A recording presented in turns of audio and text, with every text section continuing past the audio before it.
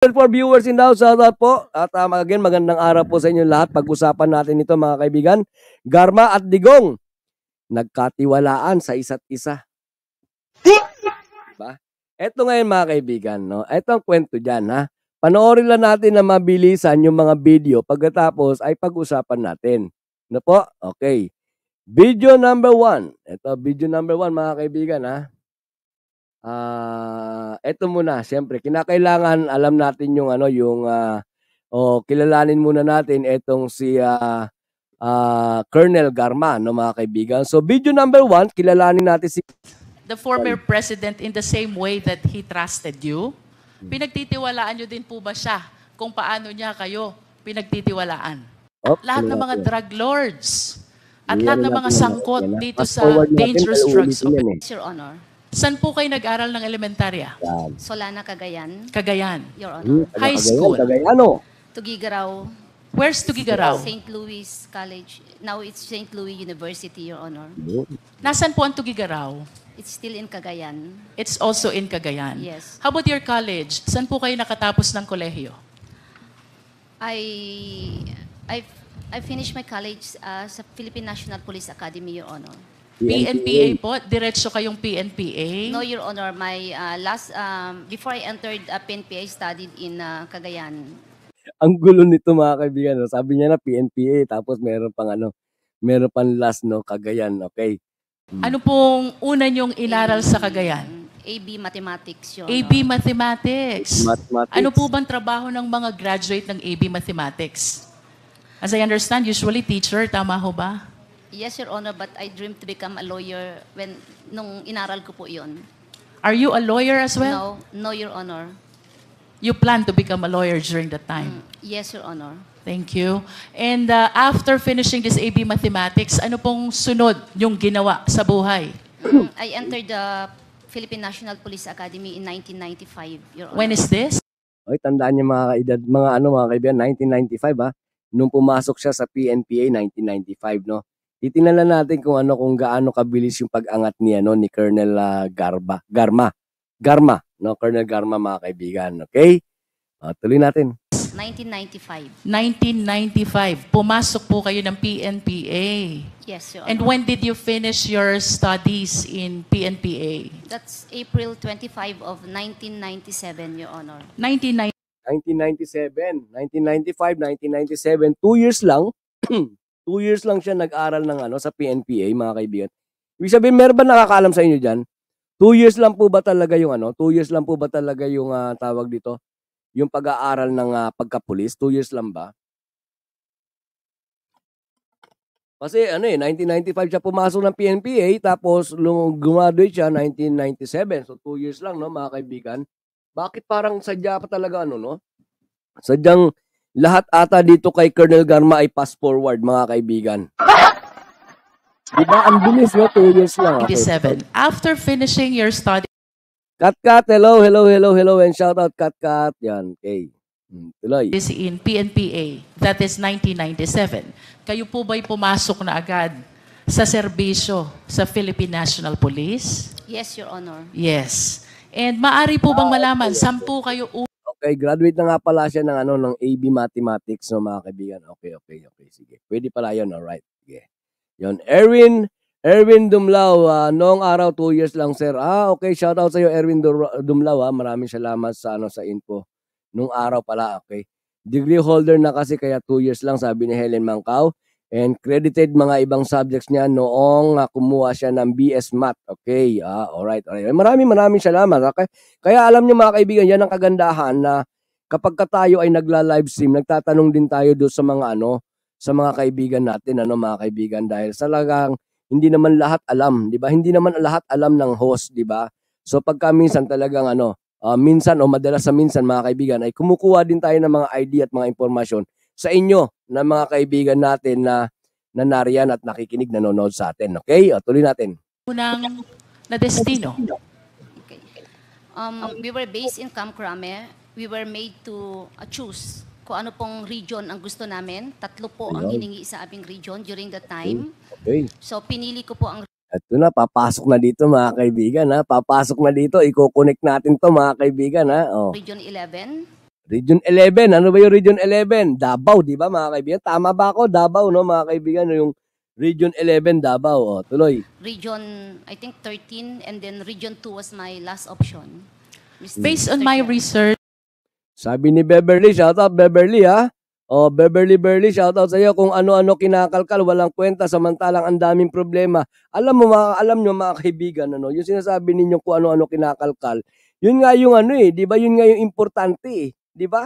Marami tayong hindi alam na ngayon inalalaman natin, di ba? Ang pinakamaganda niyan, pakinggan natin ng gusto, no mga kaibigan, kasi alam nyo, napaka-importante nung napaka-importante ng history, di ba? Para malaman at maiugnay natin doon sa kaso na gusto nating gustong nating maipalabas, di ba? Importante 'yon, Ma'am Beverly ha.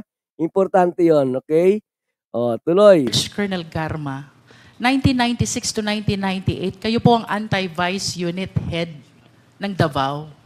1995 hanggang 1996, anti-vice head, no, mga kaibigan, ng Davao. Di ba? Pagka-graduate niya ng PNPA, 1995, di ba, ang bilis ng mga kaibigan ay nasa Davao na siya, nakadestino, pagkatapos may ranggo kagad, no?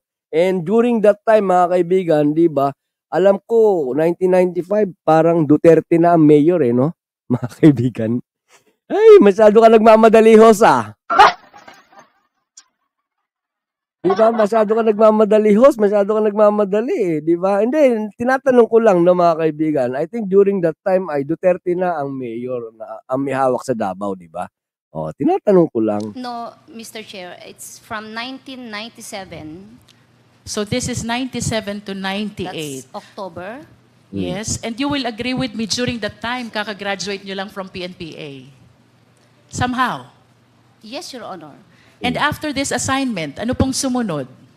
I was the chief of the women's desk of Davao Saan City. po ito? Davao City Police Office. So ang kasunod po ng assignment nyo as anti-vice unit of Davao is head of women's desk also in Davao. Yes, Your Honor. You confirm. Ano pong kasunod yung assignment dito? And then 2004, I was reassigned sa Camp Crame. I transferred po sa CIDG. Marcos 28993, shout out. So I was based in the main office of CIDG. How come based on my research, kayo daw po'y pauli-uli? Manila CIDG and Balik-balik ng Manila CIDG, then Davao CIDG. Davao CIDG. How true is this? Yes, Your Honor. In 2004, I was reassigned to Camp Crame. So change of unit po from PRO, Police Regional Office 11, I was transferred to a National Support Unit, which is the Criminal Investigation Detection Group. If I based may in interrupt, Camp Colonel Crame. Garma, you Your confirm na 2004 to 2007, for quite some time kayo nasa CIDG Manila and for quite some time nasa CIDG Davao. Tama po ba yun? Yes, that's what you're saying. I was in CIDG Manila until, I think, June of 2005. And then, How about before and after June 2005? Where were you? Seldom po ako bumabalik ng Davao. But at least bumabalik po kayo ng Davao. I cannot recall if I returned, only when I attended the wake of my mother-in-law during that time, Mr. Chair. To proceed, Mr. Chair, after po nitong CIDG assignment nyo, saan po kayo sunod na na-assign? Bumalik po ako ng Davao City Police Office. Ano Yes, pong Region taon 11. ito? That's sometime... Davao na naman. 2009. 2009. Mr. You Chair. confirmed that you were the police admin officer of Davao City? Yes, Your Honor. What happened next after? Sabi niya, pagbigyan lang natin to si Beverly, no? Sabi niya, lahat ng malapit kay Duterte, tinatamnan ng kaso, sinisira ang kinabukasan nila, grabe. Grabe ka naman, Ma'am Beverly, di ba? Palagay mo ba na itong ginagawa na paglalantad ng mga kasinungalingan dati noong nakaraang administration, pagtatanim ba ito ng kaso? Napakaraming ebidensya, napakaraming taon lumalantad. At lahat ng ginagawa, mga kaibigan, ay iisa lang ang turo, di ba? Iisa ang turo, iisa ang sentro. Di ba? Lahat ay sumesentro sa mga Duterte. Di ba? At syempre, hindi naman lahat yan ay kakayaning gawin mag-isa ni Digong, di ba? Merong mga accomplished yan, merong mga ano yan, mga accompany, mga kaibigan, di ba? So yung sinasabi mo lahat ng malapit kay Duterte, ano po magagawa natin kung talagang lahat ng malapit kay Duterte talagang sangkot, di ba? Pero let's not make an conclusion, no? Dahil sa malapit sa mga Duterte ay tinatamnan na ng kaso. Hindi po, 'di ba? Kaya nga merong investigasyon eh. 'Di ba? Kaya nga merong paghihiring, 'di ba? Kaya nga merong Quadcom hearing, 'di ba? Para malinawan ang lahat, 'di ba? Ang masama, mga kaibigan, unfortunately or fortunately, no? Depende po sa inyo 'yan, ha? Unfortunately or fortunately, 'di ba? Mga kaibigan, ang lumalabas talaga yung mga baho, no, mga kaibigan. And hindi lamang po basta lumalabas, kundi merong mga kasama, kaakibat na mga ebidensya.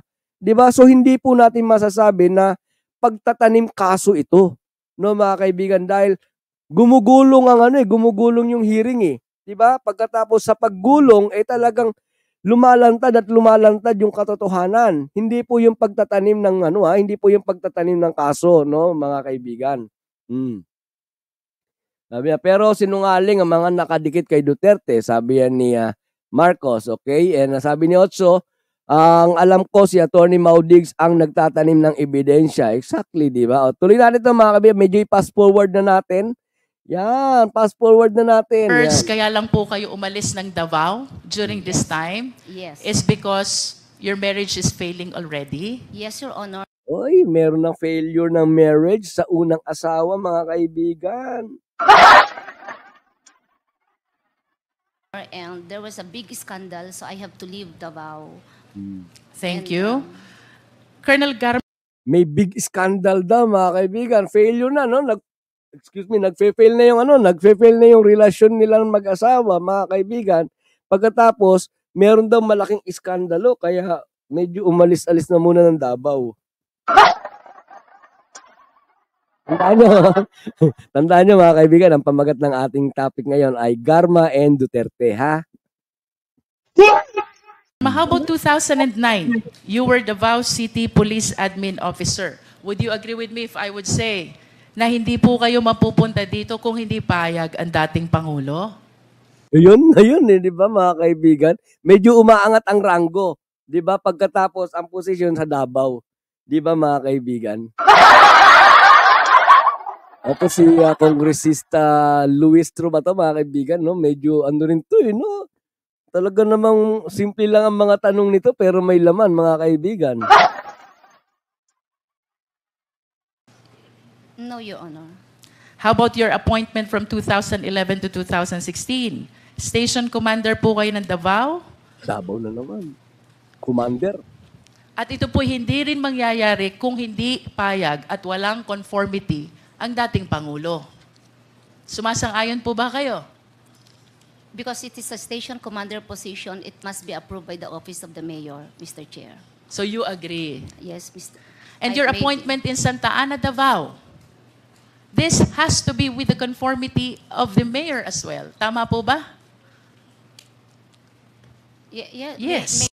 Nagmamadali ka, Marcos. May lakad ka ba, Marcos? Nagmamadali ka ha? Nagmamadali. Yes. And 2016, you were appointed as CIDG Director of Davao. No, January 2017. Ito po hindi rin mangyayari without the conformity of the former president. Do you agree? I do not know, Your Honor. And we have to remind... Tingnan mo mga ngiti nung yung ngiti nung kongresista, mga kaibigan, may laman no? Para bang yung laman nung ngiti nung kongresista nagtatanong, yun din yung laman ng utak ko The committee, Colonel Garma, that during this time, Pangulo na po ang dating presidente. He was elected 2016. So, the more reasons that we have to believe na mahirap pong magpa-appoint ng CIDG director kung walang conformity ang dating Pangulo. If you allow me to explain, Mr. Chair. Can you just limit your answer to the question, Colonel? I do not know if there's an intervention of or what. I just received the order that I have to report to Region 7 as the director of CIDG. Thank you for your answer. Your We're Honor. taking your answer as it is. Yes. And 2018, kayo po'y na-appoint na city director ng Cebu City. Yes, Your Honor. And based on my research, hindi po ito gusto ng mayor ng Cebu. And yet, you were appointed as Cebu City Director. Why? The position was offered to me by General Sinas, Your Honor. And I thought that mas maganda, I will take the opportunity because very seldom po na ang babae sa PNP ay mabigyan po ng ganong posisyon at isang karangalan po na magsilbi as director ng isang syudad na malaki. So yun pong dahilan kung bakit ako napunta dyan because it was offered by General Sinas. Thank you Mr. for Chair. your answer, Colonel. Wow. Fast You forward. admired his leadership. Reason why you believe in the ability, capability of the former president. Tama po ba, Colonel Garma? No, Mr. Chair. Why? You don't believe the president? I believe but I don't admire. You don't admire. Okay, let me correct my terminology. You believe the president because you have seen what he has done already in Davao. Because you said earlier, livable and peaceful city ang Davao. And it is because of the leadership of then Mayor, the former President Rodrigo Roa Duterte. Tama po? Yes, Mr. Part of that. Yes. Part of And, that. Halos umamin na rin ng mga kaibigan. kasama po sa paniniwala nyo sa leadership, you also believe in his programs. Tama po ba? Part of that, Mr. Chair. Yes. In other words, kayo po'y naniniwala din sa ipinaglalaban niyang dapat supilin ang droga sa Pilipinas. Naniniwala po kayo. Yes, Mr. Chair.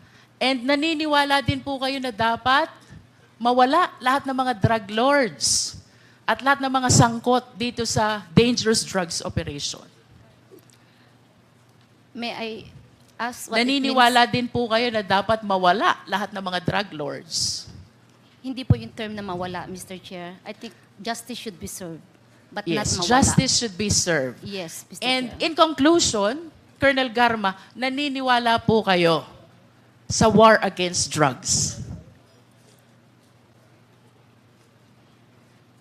I believe in the part ng program. Kasi po, if I can explain my answer, Mr. Chair, Dito mga kaibigan, medyo naguguluhan na si Garma no, sa mga tanong niya. Pero ano natin yan, pass forward na natin yan mga kaibigan. Okay, pass And forward can you tell natin. us the reason why you passed by NCIDG 11 in 2016? we are actually preparing for our thesis and my, Your Honor, my subject is about the interagency Pass forward. Colonel Leonardo. So, Colonel, tama po ba? During this time, July 2016 and August 2016, nasan po ang assignment ninyo, Colonel Garma? I was undergoing schooling, so I don't have a unit or assignment, Your Honor. Wala pa po kayong unit assignment. Yes, wala po akong office, wala po. So isang buwan siya nag-aral mga kaibigan na July at saka August 2016. But considering that almost your entire career was spent in Davao, I think it is reasonable to believe na kahit papaano, alam nyo po yung mga nangyayari sa Davao. Somehow, yes. Yes or no? Hindi ho lahat, Mr. Chair. Your Some. Honor. Would you say yes? Your Honor, hindi kasi ako mahilig lumabas, magkipag-socials. Okay, let me be sometimes I'm not specific, even Colonel updated, Garma.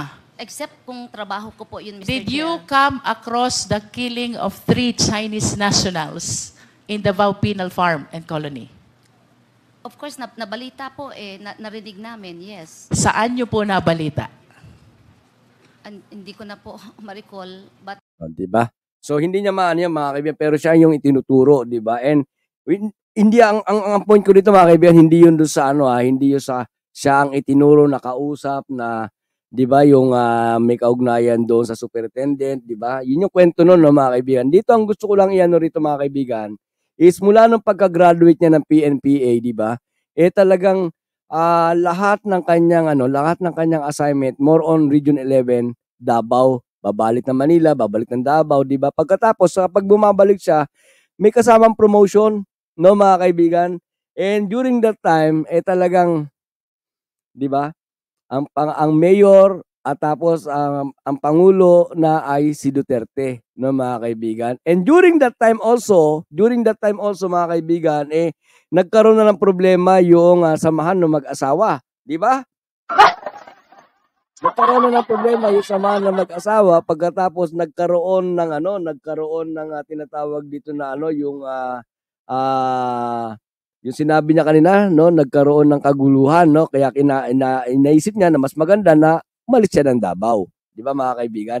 Ngayon kung medyo masaya itong video na ito, 'di ba? Dahil doon ang nagdala ng video na ito mga kaibigan yung ngiti. No, yung ngiti ni nung kongresista, no mga kaibigan. Dito ngayon sa pangalawang video mga kaibigan, mas masaya. 'Di ba? So panoorin natin 'to. Please proceed. Thank you, Mr. Chairman. Anyway, Mr. Chairman, hearing the answers of Colonel Garma, Ms. Garma kanina, with regards to question of deployment, na napaka-juicy yung mga posisyon from DI, from tsaka puro lahat Davao, ang assignment except sa Cebu. 'Di ba? Napaka-juicy sabi nito sabi ni nung isang kongresista mga kaibigan, napaka-juicy daw, no? Ay, hindi ko sinasabing ang juicy si Garma, Sabi niya napaka-juicy ng mga posisyon, no, mga kaibigan. Yung mga posisyon na binibigay dito kay Colonel Garma, yun ang napaka-juicy, mga kaibigan. Hindi ko sinasabi na baka sabihin nyo, wala naman sinabi yung kongresista na juicy si Garma. Wala po talaga. Ang juicy ay yung posisyon ng mga kaibigan.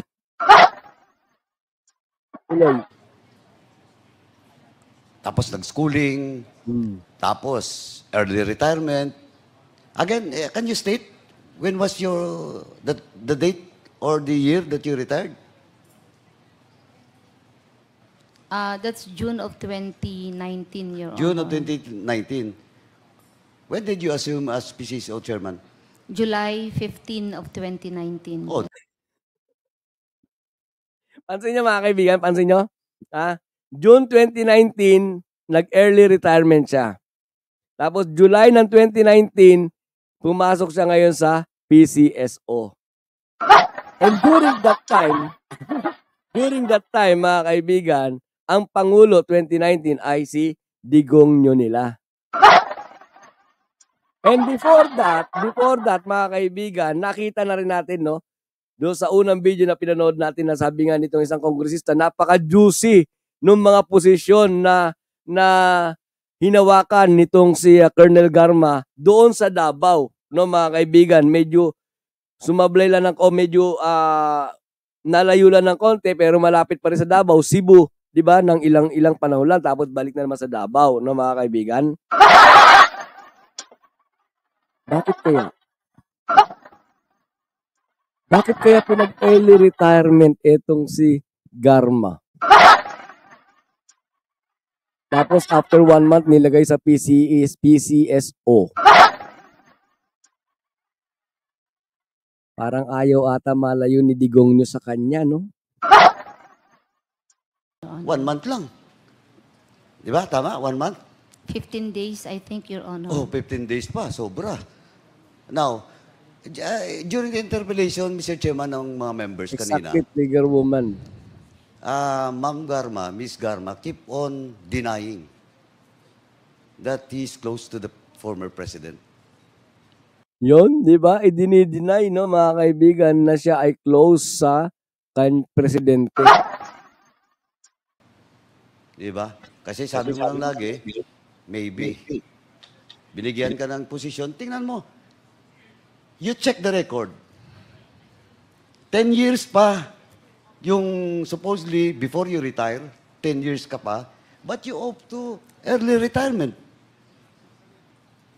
Tapos, wala pang 1 month, sabi mo nga, 15 days, bigla ka nag-PCSO. Tapos, itong tinanong ka kanya, sabi mo, Are you close to the president, former president? Ang sagot mo, because of those promotions, sabi mo, is maybe, not maybe. Now I will ask you, are you special and close to the president, former president? Hindi Yes na or no makasagot. po? Dapat tinanong na lang no? Naging kabit ka ba ng presidente? Yun, makakasagot ka agad yun. Oo o hindi, di ba? Sabi niya agad hindi. O, di ba? Medyo kasi yung yun, are you close? Di ba, mga kaibigan? Are you close and special to the former president? No? Hindi tuloy makasagot si Garma, mga kaibigan, di ba?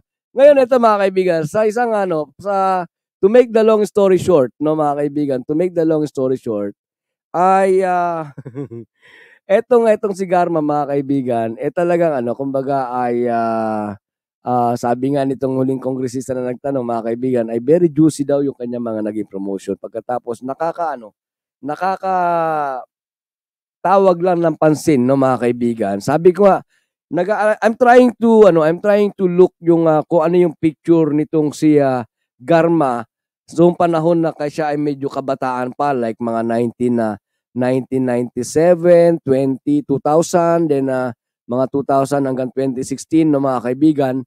Nung panahon na siya ay na-assign sa Davao, tinitingnan ko, hindi ko pa masyadong naharap yung paghahanap ko, no, kung may picture ba talaga nung kabataan itong si Garma. Malamang ito siguro, no, nakikita naman natin, mga kaibigan, di ba? May itsura ito si Garma nung kabataan niya. Sabi nga ni Trigger Woman, di ba? May kaakibat ang promotion, di ba? Kapag kayo nagbigay sa iyo ng promotion ay humingi ng pabor, di ba? And knowing, dagdag pa natin, mga kaibigan, na itong si Garma ay meron din pong naging kajowa, no, na SPO4, mas mataas, mas mababa sa kanya yung naging jowa nito, mga kaibigan. So hindi kaya katakataka, mga kaibigan, no, hindi kaya katakataka na kaya itong si Colonel Garma ay talagang kumbaga ay tikom ang bibig, no, hanggang sa ma-content nga siya, ma-site in content siya, mga kaibigan, talagang hindi niya ipiniyok yung kanyang yung nagbigay sa kanya ng mga promotion at mga position, hindi niya ipiniyok talaga, no, mga kaibigan. Diba? So, yun lang, no, mga kaibigan, no, sabi nga, diba, knowing also Digong, no, mga kaibigan, knowing also Digong, diba, na talaga namang kitang-kita naman natin, 'di ba? Obviously, nangahalik sa public, 'di ba? Pagkatapos yung isang bodyguard pa ni Digong na talagang personal assistant, PA niya ata 'yon, ano? Yung isang uniform personnel din, 'di ba? Maganda rin, no, mga kaibigan. Mahilig sa maganda, kapalit ng posisyon. Diba? Ngayon ang tanong doon, mga kaibigan, di ba? Hanggang sa nagtiwala lang ba? Plain trust, no, mga kaibigan?